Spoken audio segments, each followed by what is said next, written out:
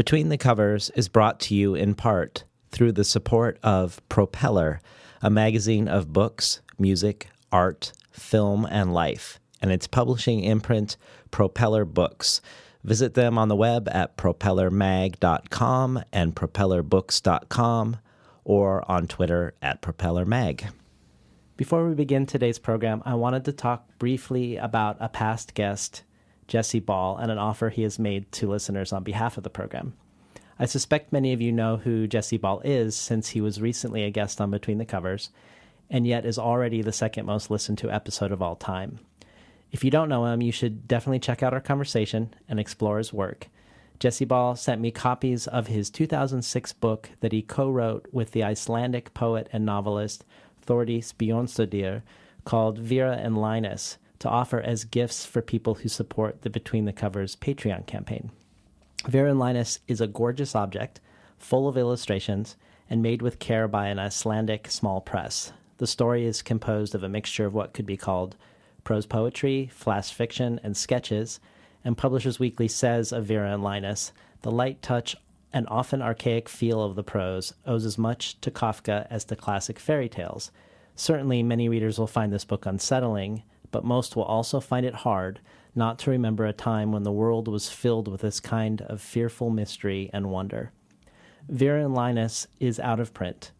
The Icelandic publisher no longer exists, so this is a rare memento. For people who are not already supporters of the program, if you begin ongoing support of the show at $2 an episode through Patreon, that is patreon.com, patreon.com/betweenthecovers, you can receive a copy of Vera and Linus. If you're already a supporter either via PayPal or Patreon, you likewise can get a copy by increasing your support by $1 an episode, or if you're a PayPal supporter, beginning a Patreon support at $1 an episode. Again, this is at patreon.com/betweenthecovers. Enjoy today's program.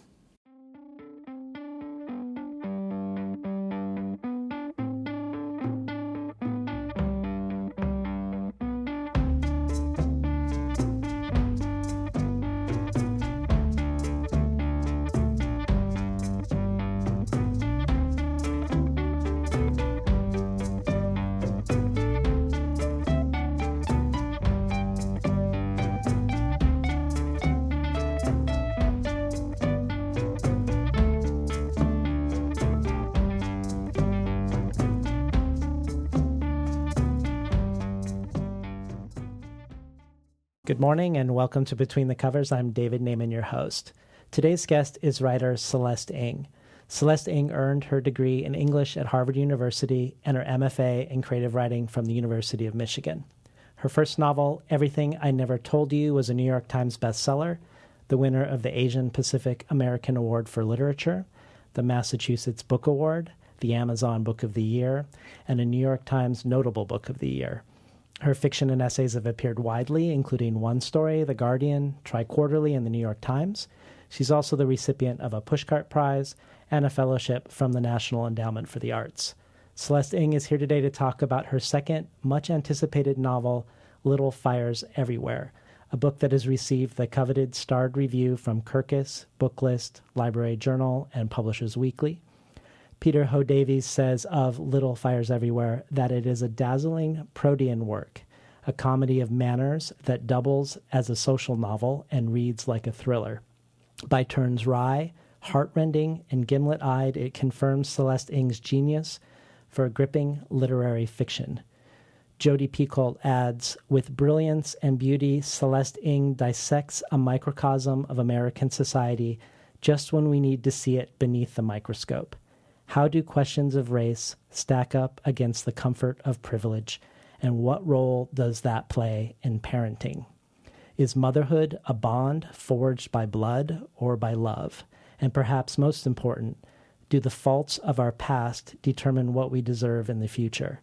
Be ready to be wowed by Ng's writing and unsettled by the mirror held up to one's own beliefs. Welcome to Between the Covers, Celeste Ng. Thank you so much for having me. In preparing for this interview in particular, I couldn't think of any other person other than one other interview that I've done that so uses place as character. And I just wanted to mention this conversation I had with Jonathan Lethem. I don't know if you read Dissident Gardens, but it takes place in Queens in the 1930s. But it doesn't just take place in Queens. It takes place in a place called Sunnyside Gardens, which is one of the first planned communities in the United States that arose around the Garden City movement.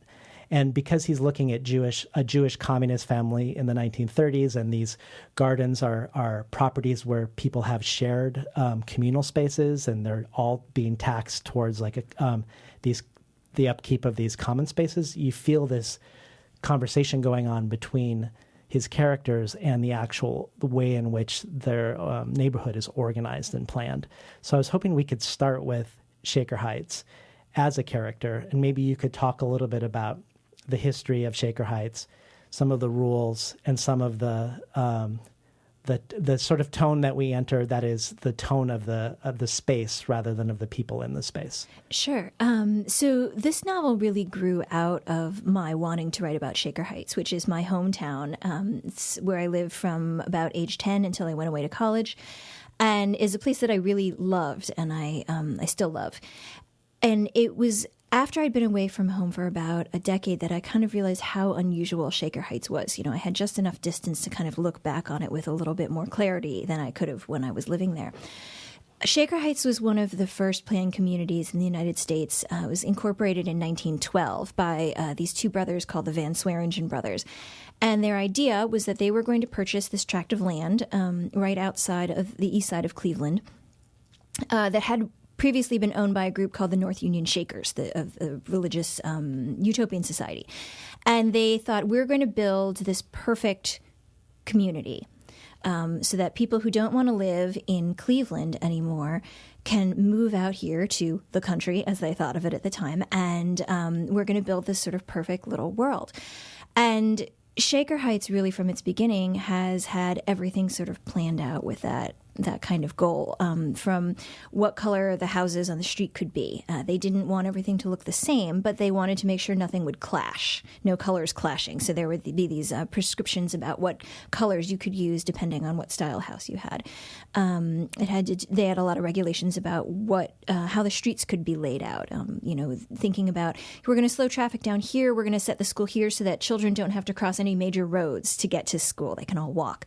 That kind of level of planning really has been part of the community since the very beginning.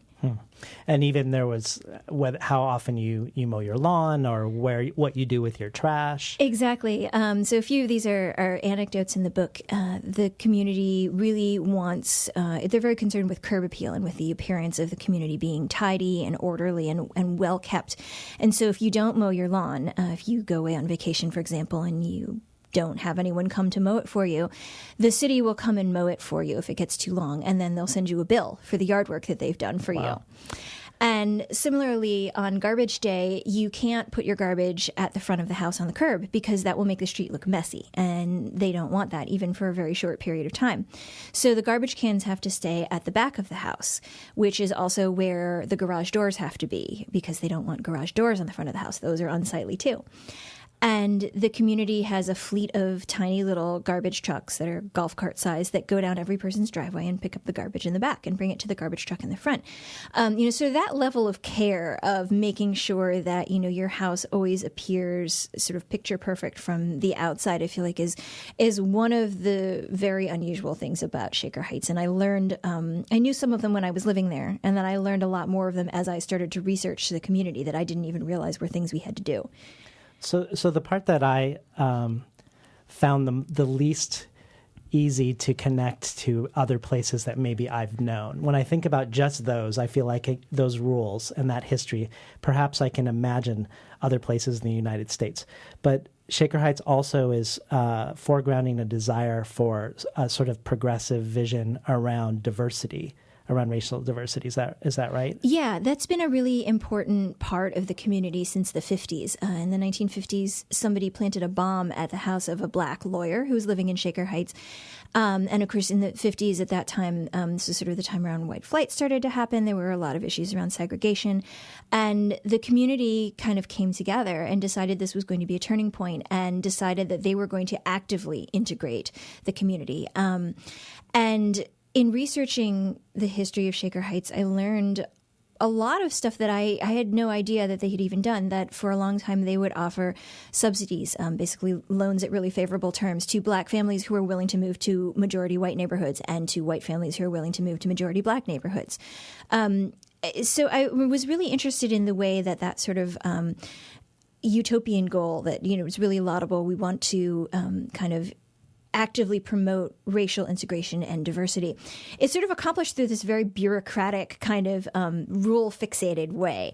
And that's really how a lot of things in Shaker Heights are, that they have these sort of idealistic goals and they're being accomplished through these, kind of small, picky little pieces of legislation.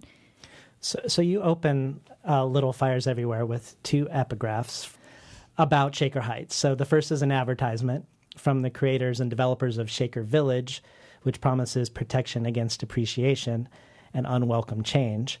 And the second is a 1963 article from Cosmopolitan, and I'm just going to quote it. And this is what Cosmopolitan says in the 60s. All things considered, people from Shaker Heights are basically pretty much like people everywhere else in America. They may have 3 or 4 cars instead of 1 or 2. They may have 2 televisions instead of 1. And when a Shaker Heights girl gets married, she may have a reception for 800 with the Meyer Davis band flown from New York instead of a wedding reception for 100 with a local band. But these are all differences of degree rather than fundamental differences. We're friendly people and we have a wonderful time, said a woman at Shaker Heights Country Club recently, and she was right, for the inhabitants of Utopia do in fact appear to lead a rather happy life. So the way I felt this sense of defamiliarization around this place that you grew up in, that you're discovering the history of, but was normal for you, is when I think of someone with an advertisement saying, "We'll protect you against depreciation or unwelcome change," that's often looked at, especially in an upper middle class or upper class community that's planned, as code for keeping out people of color or of housing covenants that would not depreciate your values. But here we have this scenario where we see a lot of this code, but we're actually also seeing something that seems to trouble the code.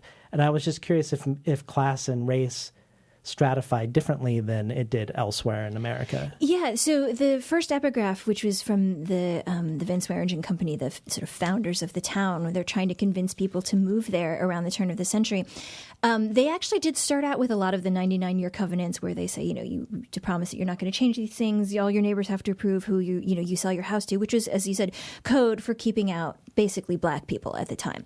There was also some sort of animosity directed towards Jewish people in that area, but it seems like pretty early on there were a lot of Jews living in Shaker Heights, and it was really sort of coded towards people of color. And so it is really unusual that in the 50s the community really actively decided that they were going to kind of change that prevailing attitude, and that by 1963, when the second epigraph was written, that kind of almost planned diversity was part of the community and has been ever since. The second epigraph came about because Shaker Heights had been deemed the wealthiest community in the United States at that time. And Cosmopolitan, just before Helen Gurley Brown came in, was still sort of a general interest family magazine, and they did a profile of the community like they would do a profile of a person. I think there's also a profile of the Kennedys in this issue, so it was really like they were treating Shaker Heights as if it were a character, and kind of highlighted all the different ways in which they sort of were very actively embracing that idea that they were going to be the exemplars of this new way of living. That line at the beginning that basically Shaker Heights people are pretty much like everybody else, implicitly, except a little bit better. I think that's very much sort of how Shaker Heights maybe still views itself, and I think that's very much how it is viewed by other communities in the area, that they want to be kind of normal and everyday, but a little bit better, just the example setters. And so I think that was what kind of led them to, in the 50s, decide, like, we're going to be the leaders of sort of, social and racial integration. That's a role that they've sort of taken on, of being like, we're going to be just like everyone else, but a little bit better. The main family in Little Fires Everywhere is the Richardsons, and they are sort of exemplars of the ethos of the town. But I would love it if you could introduce us to the nonconformist family that moves to Shaker Heights and sort of disrupts business as usual just by their very presence, not necessarily with any intention to do so. Yeah, the Richardsons are sort of the living embodiment of Shaker Heights. They've been there for several generations. They're the kind of typical, American picket fence family where you have mother, father, 4 teenagers. And Mia Warren and her daughter Pearl, who come in from out of town and rent a house from the Richardsons, are really their opposites in a lot of ways. Mia is a single mother, first of all, so there's no father figure here. She doesn't talk about who Pearl's father is or where Pearl came from. They move around a lot, in contrast to the Richardsons having been there for generations. Mia and Pearl move frequently. They've lived in 40-something towns in their lives, and they pick up and move whenever they feel like it. Mia doesn't have a lot of possessions. They move around basically with only what they can fit into their Volkswagen, so not very much. And they also don't fit people's ideas about what mothers and daughters are supposed to look like. Mia is an artist, so she doesn't have what we call a stable career. She's really not interested in material things or in any of that sort of stuff. She's really sort of focused on her artwork. She does a lot of work with photography. And just their presence, as you said, kind of unsettles the Richardson family and the community because they're so different. They're kind of breaking out of all of the kind of confines of what roles people are supposed to be playing in this community. And notably, they're not planners. They're really not. They're not planners of the future. Exactly. They kind of go by the seat of their pants. Mia will kind of decide, we're going to move. It's, I need new inspiration, or I'm tired of being here, or I feel like moving, and they go. And Shaker Heights is all about planning, and the Richardson family is all about planning. Mrs. Richardson is sort of very rule-oriented. She gets kind of perturbed when things don't go the way that she wanted them to. And so far, for the most part, her life has been going according to the plan that she set out for herself. Well, one of the things that Mia and Pearl coming into the community introduce is the issue of class also. And I think you handle the class dynamic really well. And I particularly like the scene where all the Richardson children, so the children from Shaker Heights, are spending the afternoon on the couch together watching Jerry Springer as sort of a theater of the spectacle of class. And this is one way in which it almost feels like by watching these poor people in all of their disgrace on TV, maybe that is one less charming way in which they feel like they're a little bit better than everybody else. I think that's right. I mean, I have to admit that as a teenager in the 90s, I watched my fair share of Jerry Springer at, friends' houses after school. It always seemed to be on. Whatever time you turned on the TV, it always seemed to be on. And, I remember that we kind of enjoyed it the way that people, I think, maybe enjoy sort of, like the pro wrestling that with a lot of theatrics and all of that.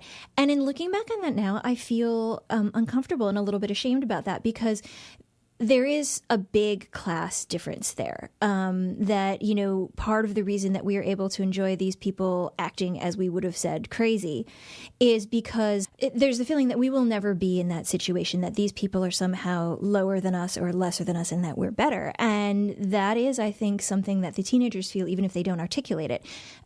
Each of them has a different reason for kind of liking the show. One of them sort of looks at it as almost like an anthropological film where these people are so different from her that she might as well be reading Margaret Mead. And somebody else looks at them almost as a psychological study. It's almost like he's studying depravity. And it's not malicious, but it's their unawareness of that class issue is one of the blind spots that they have. In case you just tuned in, you're listening to Between the Covers, and we're talking today to Celeste Ng about her second book, Little Fires Everywhere. So in your first book, Everything I Never Told You, which also takes place in Ohio, is about an interracial marriage. And in Little Fires Everywhere, one of the several points of tension is around an interracial adoption. When the Richardson kids are watching this spectacle of poverty with Jerry Springer, it makes them feel grateful to live in Shaker Heights. And part of that gratitude also comes from their sense that people don't see race here, that Shaker Heights is truly an utopia, and that this, at least in the mind of this white family, it is a post-racial community. If I hadn't read interviews that you had done prior to preparing, I would think you were doing a send-up of the hubris and self-regard of Shaker Heights, reading the book, with the Richardson family sort of emblematic of white naivete around racial relations in the city. But when I read your interviews, you often say that you experienced race in a largely positive way growing up, and that it wasn't only diverse, but that the community was engaged in race in a healthy way. So if that's true, I was just wanting you to talk more in this regard, choosing to have the community and specifically the Richardson family claim not to see race, and what you're troubling with around your own experience in the city. Yeah, part of that has to do with the time period. The book is set in the late 1990s, which is the time that I was a teenager there. I would have been the same age as the oldest Richardson child, Lexi. And the way that I remember sort of you showed your racial awareness at that time was to be, quote unquote, race blind.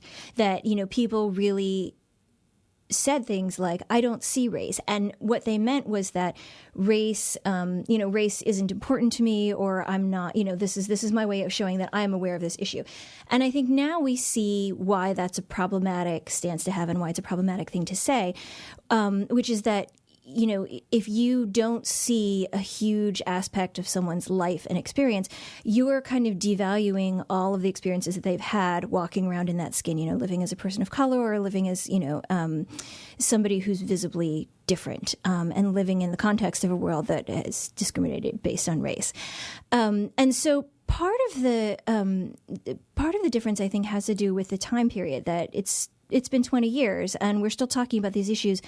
But I like to think at least that we've moved beyond that phase of just blithe, innocent, we don't see race here. We're so lucky.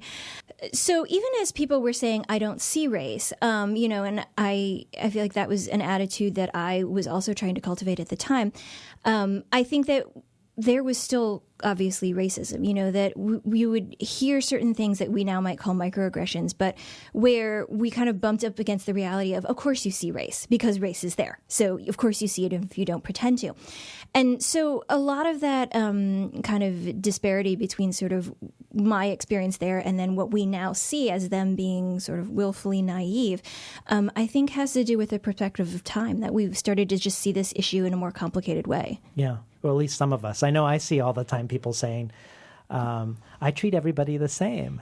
Anybody who comes into my life, I treat them the same. But you make this interesting point, and it's not specific to this book, but this idea around this interracial marriage or interracial adoption, that it wasn't until the 60s or up until the 60s, interracial marriage was illegal in a lot of places. And it wasn't until the 90s that half of America approved of interracial marriage. Yeah, that was a shocking statistic that I learned when I was writing my first novel. I think many people now have heard about Loving v. Virginia, which is the case that made interracial marriage legal throughout the United States, because there's been a movie about it and there's been a lot of talk about it recently, especially with its parallels towards same-sex marriage. But it was a real shocker to me that it wasn't until 1997 that a Gallup poll found that more than half of the people actually felt that was okay. Mm-hmm. Because 1997 doesn't seem like that long ago. I mean, I remember 1997. I could drive a car in 1997, and this book is set partly in 1997 and 1998. And so I do think that while I'm optimistic about the direction that we're heading in, it still is very clear that we have a long way to go. I mean, there are still people who, as you said, insist that they are colorblind, or that these things don't matter. I'm thinking in particular about the debates that have been going on in terms of casting in Hollywood. There's been a lot of discussion about doing what we call like race-bent adaptations, where if white characters are changed into people of color, there are a number of white people who get very angry about this. And likewise, those same people often don't understand the problem with what's wrong if you take someone who, in the comic book was supposed to be, a Tibetan man, and you change that character into Tilda Swinton. Right. And to try to explain how those two things are not the same and that this is not an equal power dynamic, I'm like, okay, we still do have a lot of work ahead of us. I think so, too. Yeah.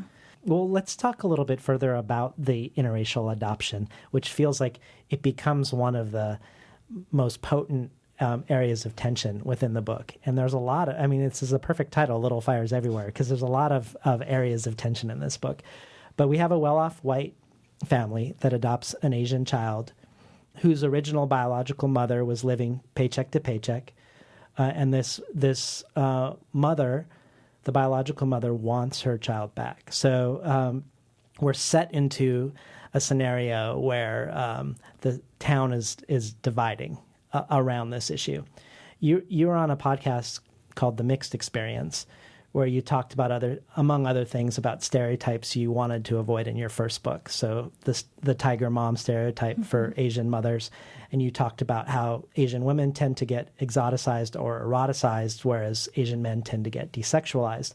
I was curious if there were any stereotypes that you were particularly aware of that either you were wanting to avoid or wanting to employ as part of this tension that's happening in the town around mothering and adoption. Yeah, there are two sort of Asian mothers in the book. One of them is a minor character, and then one of them is the biological mother of this baby. One of the biological mother is a waitress. She's a recent immigrant. Her English is not that great, and the other one is the mother of, one of the teenager's friends. She's a doctor. She's high achieving. She's well spoken. And I wanted to kind of make sure that I wasn't sort of skewing towards one or the other. This idea of the sort of like the noble peasant, like of the Pearl S. Buck mode of the, like, she's very poor, but she's very good hearted and she works very hard. The biological mother, I hope, is a complicated figure. She is working very hard. She is living paycheck to paycheck. She does make some bad decisions, right? And I wanted to not play into the stereotype of the Asians as the model minority, which I think is so often a role that's pushed on Asians. But I also didn't want to play into you're just an unskilled immigrant who came over and you don't know what you're doing. Like, I wanted her to seem like a real person, and that's sort of the line that I was trying to take. Well, you have this story that you wrote in Gulf Coast called How to Be Chinese, which to me feels like a really nice companion piece to this novel. It's about an ethnically Chinese person being adopted by a white family, but in that case, the point of view is the Chinese adoptee, who has the American name Mackenzie Altman, which I think is great. But in it, she says about her mother, she has taken you to a Chinese restaurant on your birthday every year. She has always bought you panda teddy bears, the Asian Barbie. And that reminded me a lot of the well-intentioned, perhaps, but not very well thought out or researched sort of cliched gestures of this white family who'd adopted this child.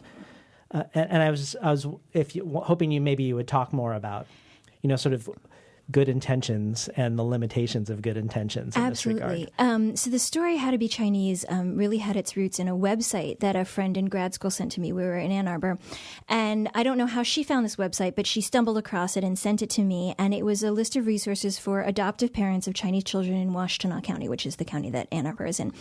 And it listed a lot of different things, starting from sort of social resources and resources for learning Mandarin, and it's intended for parents who've adopted children from China.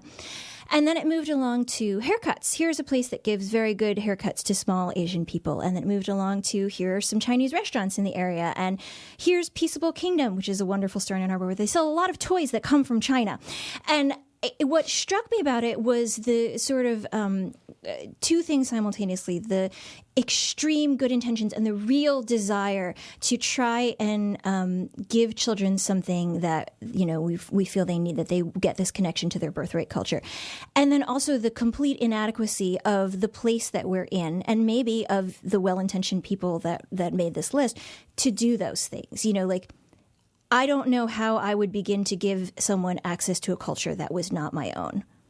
I have no idea. And I would probably come up with a list that sounds as cringeworthy as that. And yet their intention so clearly is to do what they can.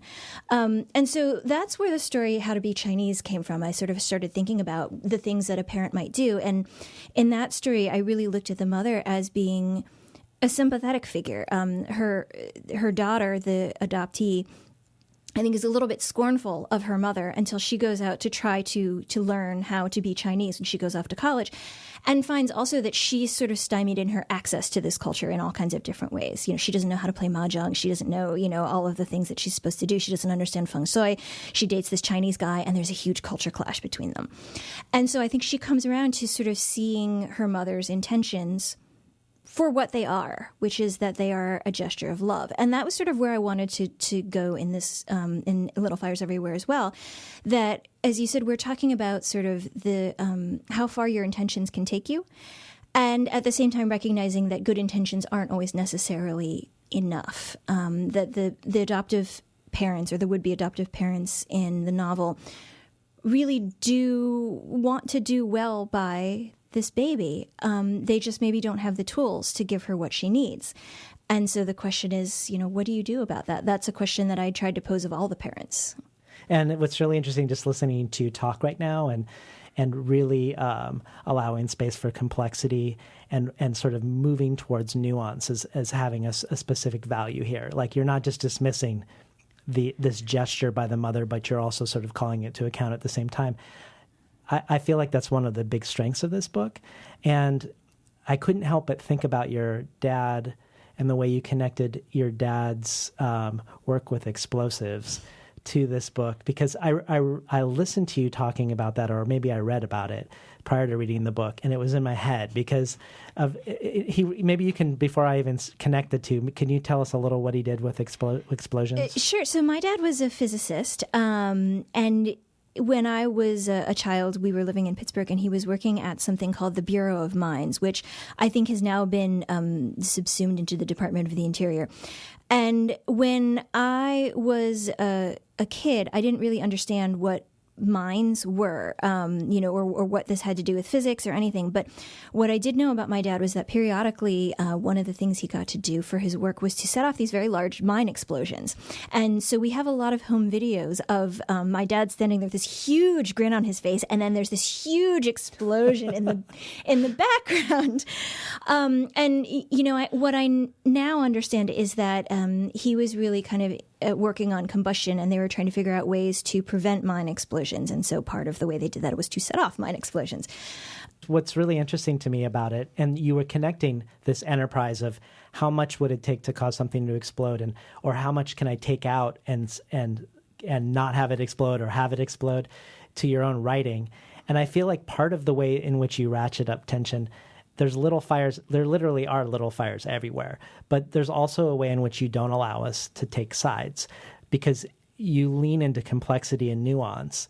So you extend empathy to people who are making blunders, and you deepen that empathy to a point where it feels like things are going to explode more and more, the more empathetic you are to your own characters, because it'd be very easy to write a book or easier to write a book around this interracial adoption and just purely lampoon one side or the other, versus making both sides more complicated. Because I found myself going back and forth. So you'd give me a new piece of information, and then I would have to reevaluate where I was. I'm really glad to hear that, because one of the things that I really wanted was to just show how complicated these situations are. There is not an easy, clear answer. And so often there isn't in cases like this. One of the things that was really important to me in this novel was that there not be a clear villain.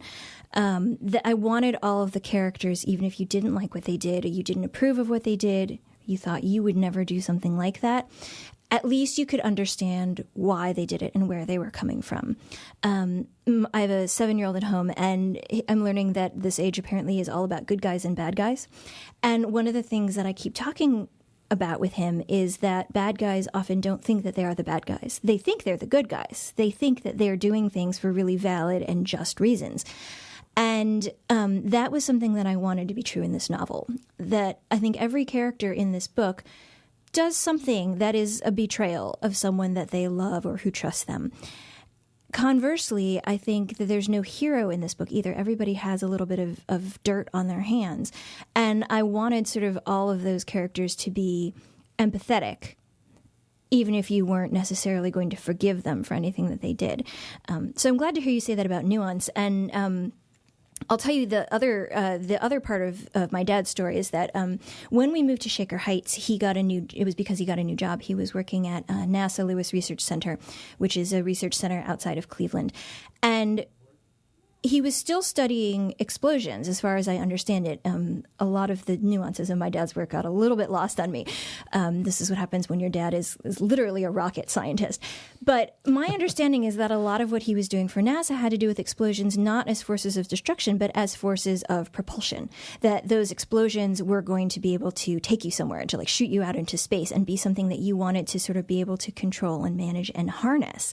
And I kind of like the idea that he was, working on the same thing, and he kind of worked on it from two very different angles. And for me, there's a connection to sort of this idea of good guys and bad guys, about fire as being a really useful tool and also an incredibly destructive force. And it all sort of depends on which side you're on and how you're using it. Well, in the way in which we watch the town take sides, but the narrative doesn't take sides. Like, for instance, the rich white family, I sort of feel repulsed by the fact that they think that their wealth is somehow a part of the demonstration of their competency as parents. But at the same time, we also get how long they've tried to, all of their issues with infertility and their desperate desire, for instance. And with the biological mother, on the one hand, she actually she abandoned her child, and she abandoned her child in the cold. And I remember when you were on NPR, like there was no entertainment of the debate anymore for your interviewer because of that. But you do give us that she, not only did she not have a lot of resources, but she didn't even know what resources were available to her at the time. And she's also living in a society without a safety net. Mm-hmm. And so there's all this sort of structural context that you give, that when she decides that she can take care of her child, you allow that into the picture, perhaps in a way in which the interviewer and a lot of other people might be like, there you go, that's not going to be entertained anymore. You sort of force us to continue to entertain it. Yeah, I think that so often we think about almost everything in life as a zero-sum equation, that we have this balance. Here are the things that are pro and here are the things that are against, and we look at which way it's tipped. And the fact is that really those two things don't even get measured on the same scale. And so the fact that, this prospective adoptive couple has a lot of money does not mitigate the fact that they don't know how to connect her to her birth culture. And that isn't even measured on the same scale as the fact that they have been trying for years to have children, and it's been very painful for them, and they haven't been able to do that. None of those things cancel each other out. They just all coexist. And the problem is that we sort of want to have sort of easy, like, well, this cancels out this, and this cancels out this. And so at the end, that's the winning side. And it's much more complicated than that. Was one side harder to write toward? When you're looking at empathy and trying to flesh out this picture, this fraught picture around what a mother is, and around race and class and privilege, how did that work for you in terms of the actual process of getting into the scenario? Well, I'm part of a writing group in Boston, and I gave my writing group a few early scenes from this book as I was moving along. And in an early version of the sort of adoption subplot, they read the pages and they said, you know what, I feel like the narrative is pushing us to side with the biological mother. We don't know anything about the adoptive parents. And I thought, that's actually true. And it maybe is because I am a mother myself, and I have a hard time imagining somebody else raising my child or me not being involved in his life. And so it was at that point that I went back and I really started to dig deeper into the story of the McCulloughs, the adoptive parents, and try and look at the ways in which they also really do have a claim of parenthood on this child. They've been raising her since she was a month old. They're the ones who have been doing the work of parenthood every day. They're the ones who are, up with her at night and taking care of her when she has a fever, and they do love her. And that those things also are reasons for them to consider themselves her parents. And so that was a place where I had to sort of work extra hard to go, I want to try to be empathetic to all sides, even if I have my own personal biases. Well, we've talked a little bit about various things that have ratcheted up the tension, Mia and Pearl moving to town, this adoption, but we haven't yet mentioned the literal fire. So I'm hoping you'd be willing to read the beginning of the book, and then I can ask you some questions after you read the opening. Sure, absolutely. Everyone in Shaker Heights was talking about it that summer. How Isabel, the last of the Richardson children, had finally gone around the bend and burned the house down. All spring, the gossip had been about little Mirabelle McCullough, or, depending on which side you were on, Mei Ling Chow. And now, at last, there was something new and sensational to discuss. A little after noon on that Saturday in May, the shoppers pushing their grocery carts in Heinen's heard the fire engines wail to life and careen away toward the duck pond. By a 12:15, there were 4 of them parked in a haphazard red line along Parkland Drive, where all 6 bedrooms of the Richardson house were ablaze, and everyone within a half mile could see the smoke rising over the trees like a dense black thundercloud. Later, people would say that the signs had been there all along, that Izzy was a little lunatic, that there had always been something off about the Richardson family, that as soon as they heard the sirens that morning, they knew something terrible had happened. By then, of course, Izzy would be long gone, leaving no one to defend her, and people could, and did, say whatever they liked. At the moment the fire trucks arrived, though, and for quite a while afterward, no one knew what was happening. Neighbors clustered as close to the makeshift barrier, a police cruiser parked crosswise a few hundred feet away, as they could, and watched the firefighters unreel their hoses, with the grim faces of men who recognized a hopeless cause. Across the street, the geese at the pond ducked their heads underwater for weeds, wholly unruffled by the commotion. So this book opens with an arson. It opens with the Richardsons, the family we were talking about at the beginning, their house being burnt down, possibly by one of their own daughters. And that mystery hovers over the entire book. And you have a similar opening in your first book, where we begin the book with a murder. And I was curious if these books were influenced by any sort of tropes in the mystery genre. If this opening in both of them is a nod to something in your reading past. You know, I didn't even realize that I had done that until I've started to talk to people about Little Fires Everywhere, and they pointed out, and I went, "Oh, I did do that." The story behind the opening of Everything I Never Told You, where we learn basically the most salient fact right up front, which is that Lydia, the middle child, is dead, actually came about in conversation with a writer friend of mine. In the first drafts of that book, you didn't know where Lydia was. It was just that she was missing, and you didn't find out where she was until about 30 or 40 pages in, and neither did the characters. And my friend said to me, "Why are you holding that information back?" She said, if you hold that information back, the question people are asking is, where is Lydia? And she said, I think what you really want them to be asking is, what happened to her? How did she end up dead? And so she said, I think you should put it right in the first chapter. I think you should put that right up front. At the time, I think it was at the end of chapter 2. And I thought about it, and I realized she was right. And so I decided to actually put it right up at the front of the book. In Little Fires Everywhere, I think it came from a similar impulse, which is that I don't want the reader to sort of wonder, how exactly are these two families going to sort of come, how are things between them going to fall apart? I wanted to let them know that we were going to be going somewhere big. And to have them be focused on the how of how we got there rather than the what of what was going to happen. It wasn't directly influenced by any particular source or by mysteries, but I wonder if that's part of the reason that people have sometimes talked about these books as being like literary thrillers, because in a sense you find out what happens at the end and then you flash back to find out how you got there. Well, you've also said that you sometimes use mystery and suspense to coax readers to read the hard stuff, and you use the example of hiding spinach in a kid's brownies. And so are there books that are spinach brownie books that you think of that have done this well, that might have inspired you? I think the best books really are spinach brownie books. I mean, the best books for me are books that you really cannot stop just turning pages, where you really want to read them and you stay up way too late to keep going, because you're drawn in by the story and the character and the situations. And yet, hopefully, within that, there is some kind of meat to them. There's something in there that's feeding you in a lasting sort of way. So I guess that's the spinach part of the brownie. I love mysteries. My mom is a huge mystery reader, and whenever I go on vacation, I read Agatha Christie novels kind of compulsively, and I stay up way too late, considering that I'm supposed to be on vacation, finishing these books because I need to find out who did this murder.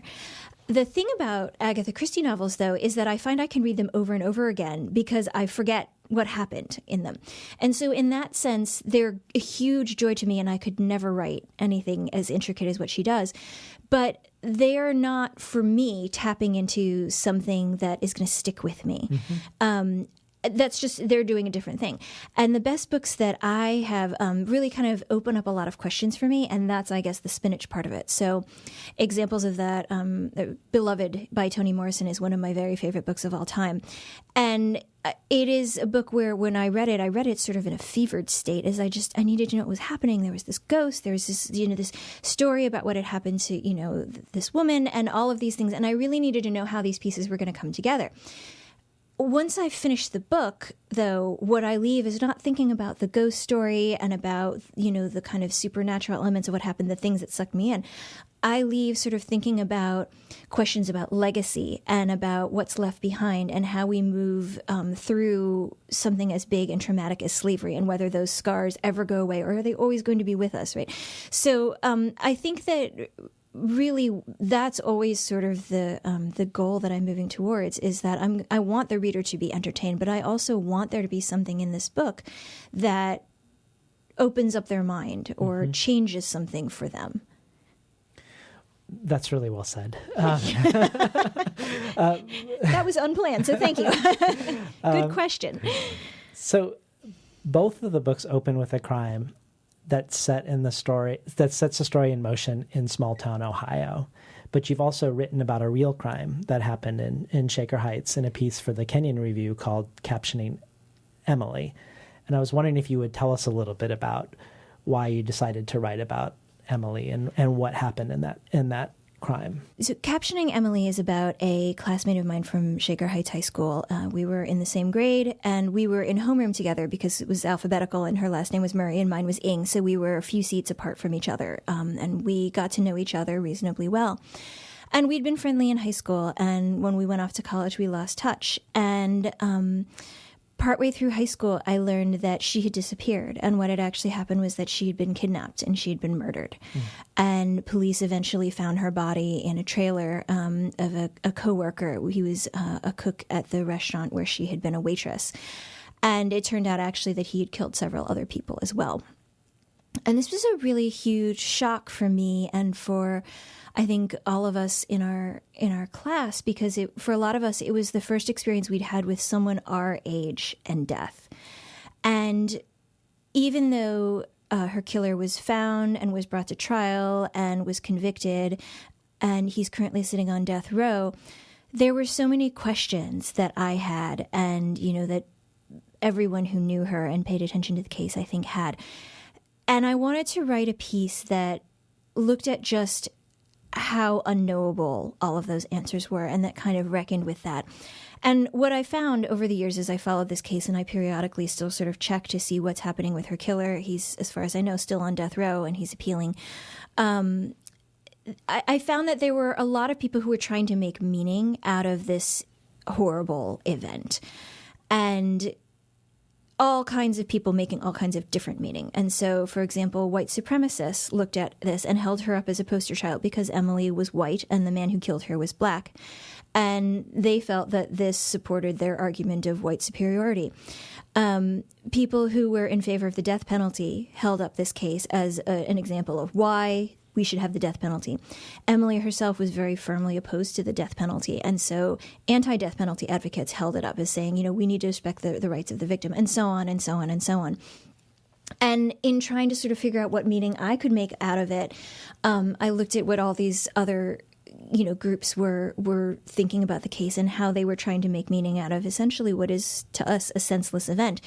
And that was kind of where I landed. I wrote about her because she had been a friend, and then we had lost touch. And you sort of assume that whoever you don't see, they're out there in the world, and their lives are sort of continuing onwards. And when you learn that that's not the case, it's really shocking. I mean, it's shocking when anyone that you know dies, but she had been somebody that I had connected with even briefly and had made a really big impact on me. And I wanted to sort of try and do justice to her. I wanted her life and her death to be meaningful. And so that was a piece that I wrote, and I wasn't actually sure that I was ever going to publish it. It was something that I really wrote because I was trying to understand it. And I wrote it for a class in which the last assignment was that we had to promise that we were going to revise our essays and send them out. This was in graduate school. And I had promised that I would do it. And so I finished the essay, and then I sat on it for about 5 years. And then I finally submitted it for publication, and I sent it to the Kenyon Review because Emily had been a student at Kenyon. And so they published it. And one of the nicest things that happened from that is that Emily's parents found the essay and read it and got in touch with me and said, thank you. We're really happy to hear that, our daughter meant something to you. So that's, I think, just one of the stories about how writing is often a way of just trying to make meaning, and the meaning that different people make of it is going to be very personal, but that it's always sort of an exploration of trying to understand something that seems to us unfathomable.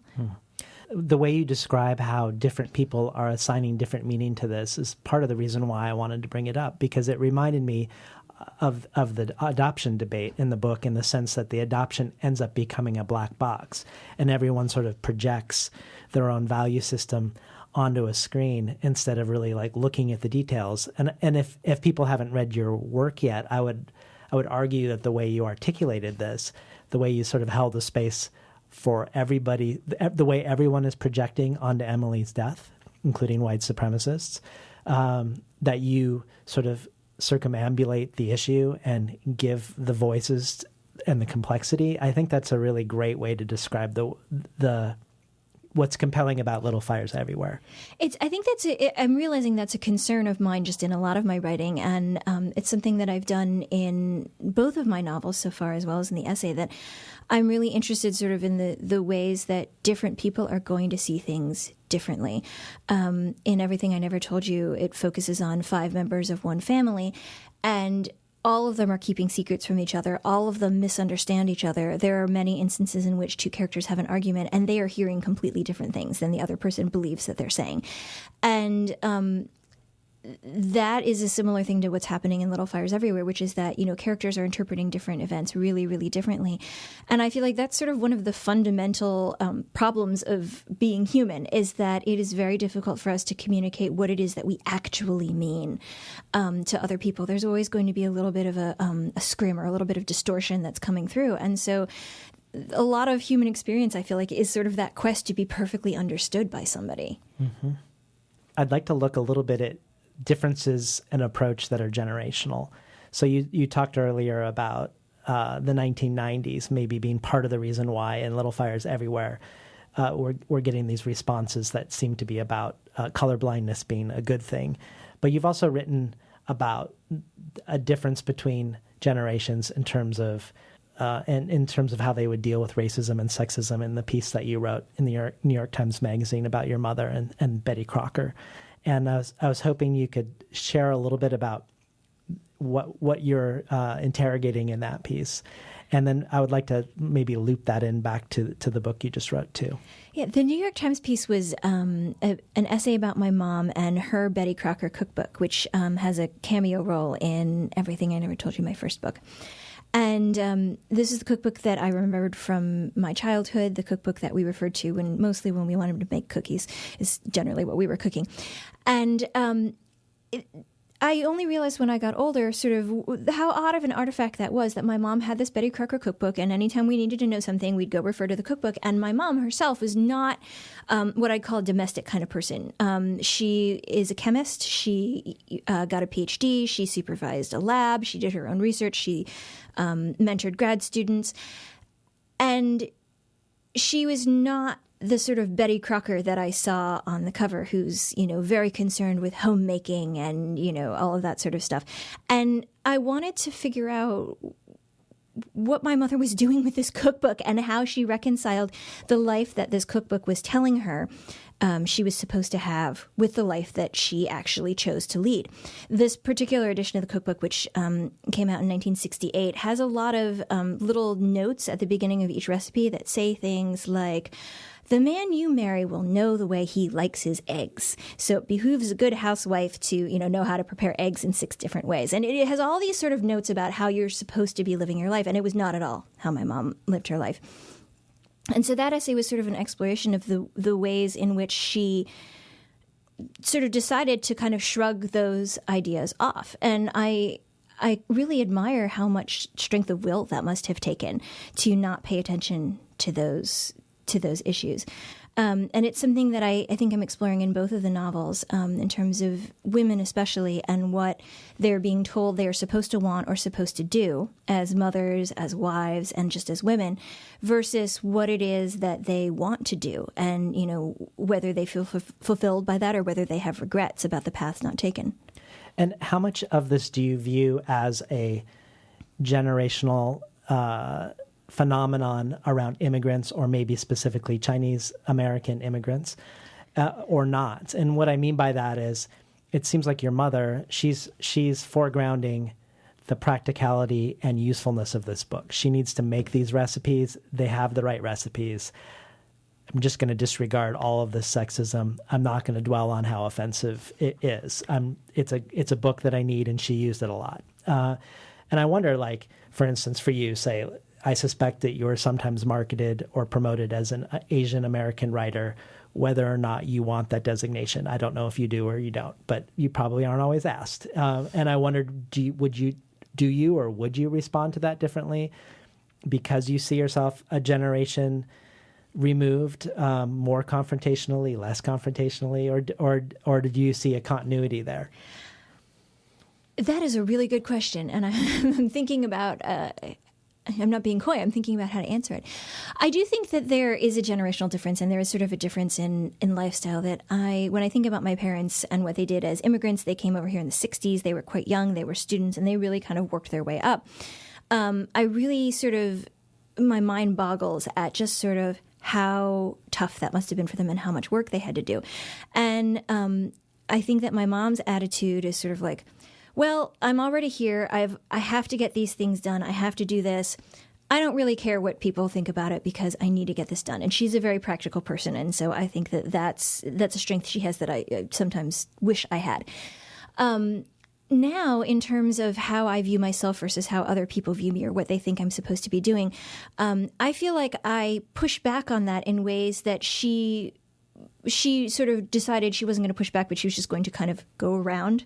And I think a lot of that is because I have privileges that she didn't have, that I have more financial stability in my life than she did as a young newlywed and immigrant.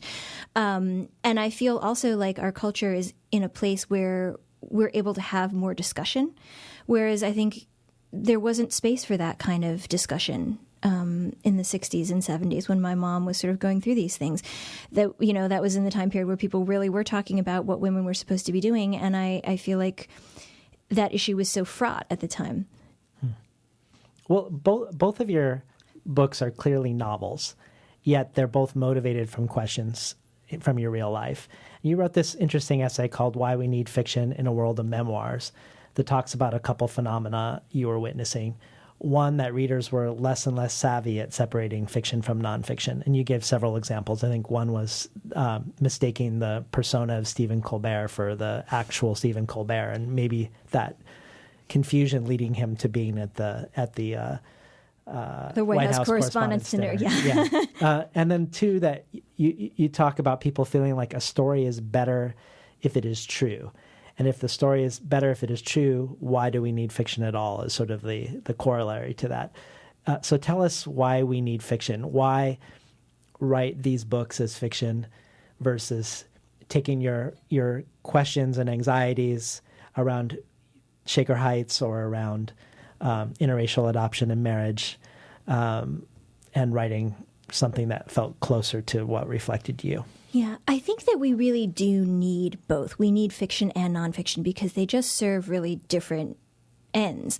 And I choose to write fiction because it's just sort of my comfort zone. That's what I write about. But what I think fiction can do that's different from what nonfiction does is that it really actively asks us to empathize with other characters, with people who are maybe not like us, with people who maybe are very, very different from us.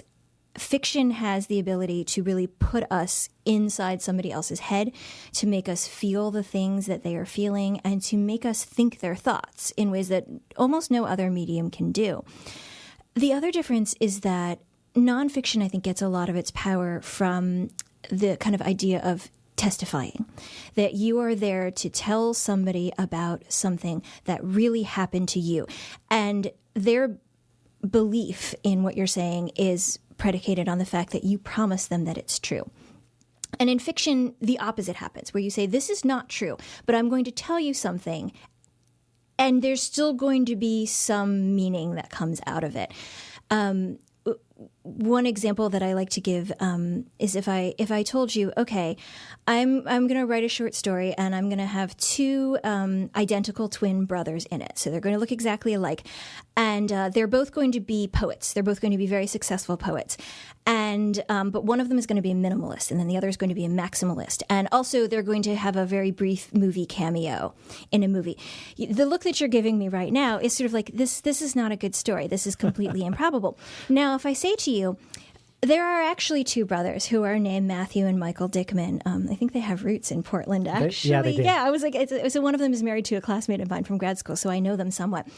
And they're both wonderful poets, and one of them is a maximalist. Matthew Dickman is a maximalist. His poems are bombastic and huge, and Michael Dickman is kind of a minimalist. There's a lot of white space in them.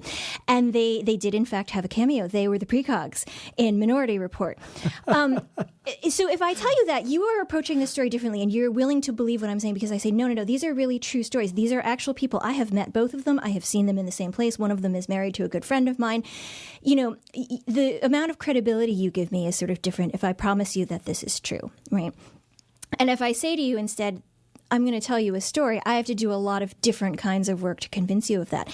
And a lot of that work really is kind of building empathy. And that's where I think fiction really excels, that if you can ask somebody to empathize with a story that you tell them up front is untrue, with characters who you tell them up front are not real, a lot of times that gives them enough distance to sort of see what underlying issues you're talking about much more clearly. I think that often when you tell somebody this is a true story, a lot of times sort of the moral is a little too clear.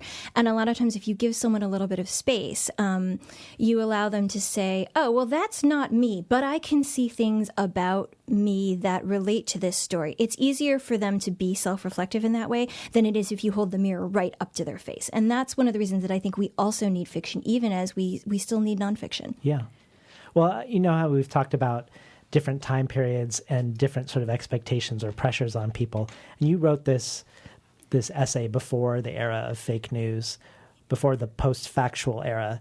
And I was curious if your thoughts about being a writer in a world where people are all believing now what they want to believe, or creating their own experts, and there are not necessarily a shared base of common assumptions. Does that change anything in that regard, or is that really not something that intersects with this argument?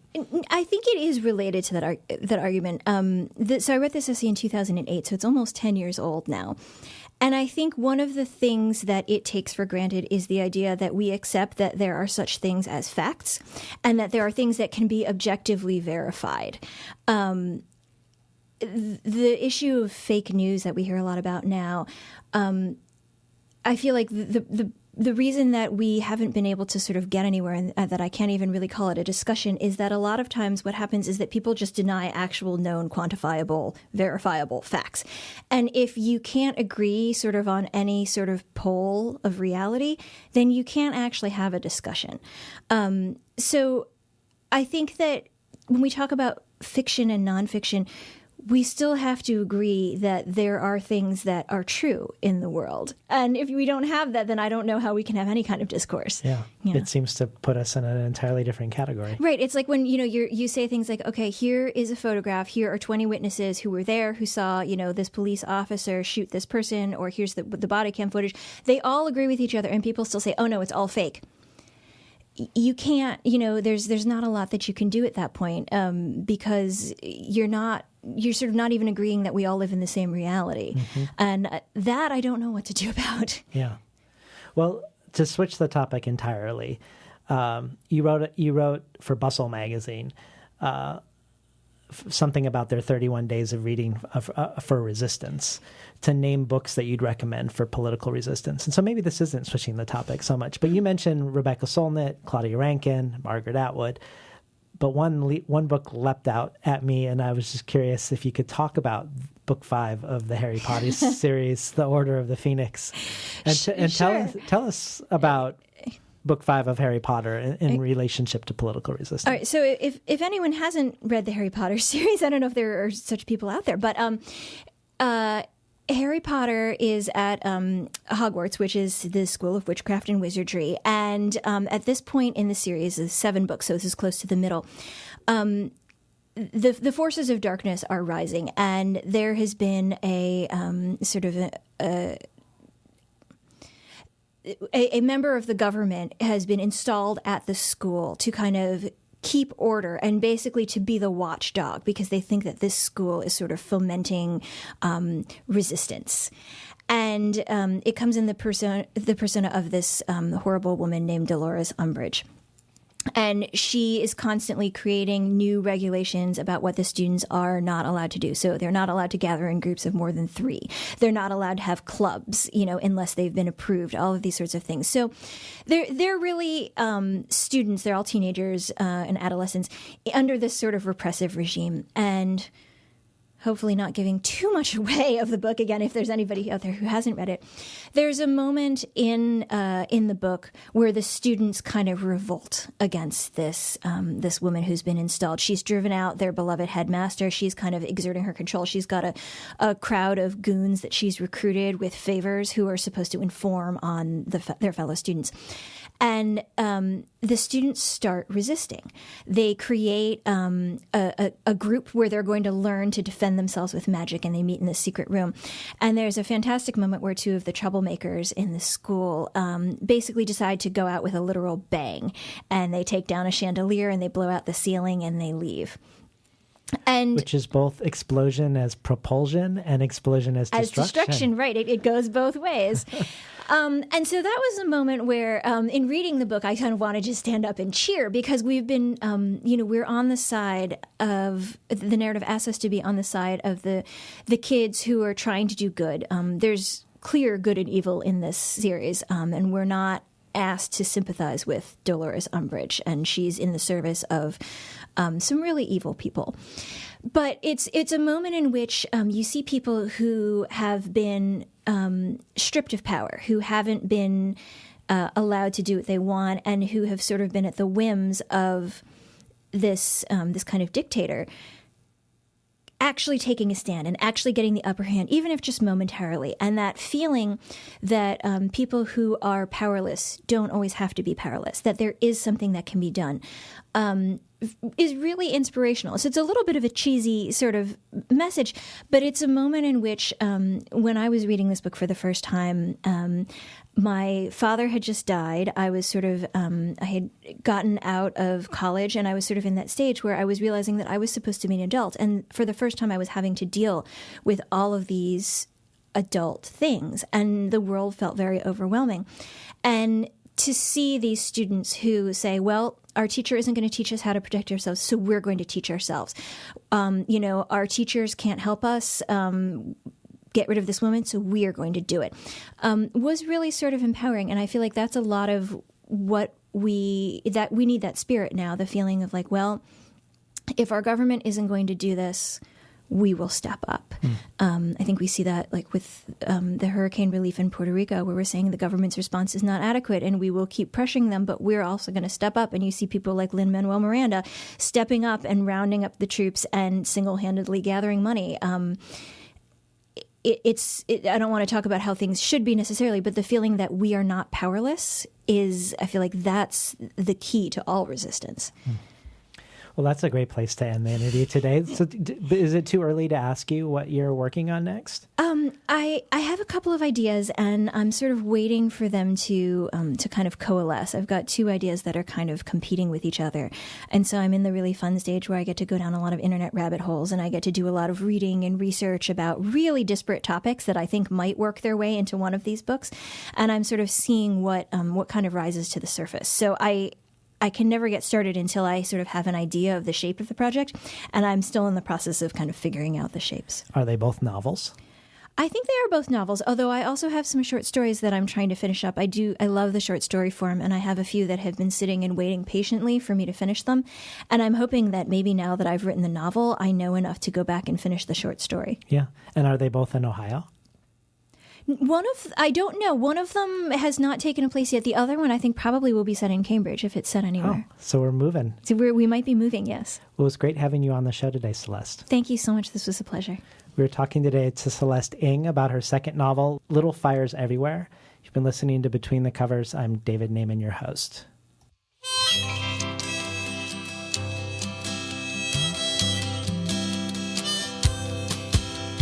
Today's program was recorded at the studios of KBOO, volunteer-powered, non-commercial, listener-sponsored, full-strength community radio from Portland, Oregon, found at kboo.fm. If you enjoyed today's program, consider supporting the show by going to patreon.com/betweenthecovers. And also while you're there, check out the growing archive of bonus material available. Thanks for listening.